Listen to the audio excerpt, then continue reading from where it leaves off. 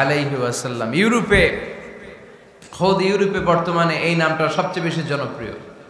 MUHAMMAD। সুবহানাল্লাহ পড়বেন না? সবচেয়ে জনপ্রিয় নাম কি? মুহাম্মদ। কারণ ইউরোপের ইয়াং সোসাইটির, মুসলিম ইয়াং সোসাইটির ছেলেরা এমনভাবে তারা দাওয়াতি কাজ করতে শুরু করেছে, বিষ্ণু ঈসা ইসলামের নামটা গোটা ইউরোপ জুড়ে ছড়িয়ে পড়েছে। কিছু ছেলে ক্লিনলিনেস অ্যাওয়ারনেস ক্যাম্পেইন করেছে, পরিচ্ছন্নতা অভিযান। যেখানেই ময়লা ক্লিন করে, কিন্তু কোনো কথা বলে না। প্রত্যেক একটা টি শার্ট গায়ে দেয়, একটা গেঞ্জি পরে, ওই টি শার্টের পেছনে লেখা থাকে MUHAMMAD, মানে কি? মুহাম্মদ। যারাই তাদের কার্যক্রম দেখে, তারা দেখে তাদের গেঞ্জির পিছনে লেখা MUHAMMAD। কি চমৎকার idea!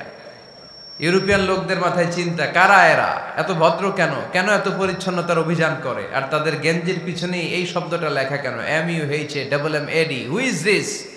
Who is this personality? We don't know anything about him. আমরা তো কিছু জানি না ওনার ব্যাপারে। দেন দে সার্চ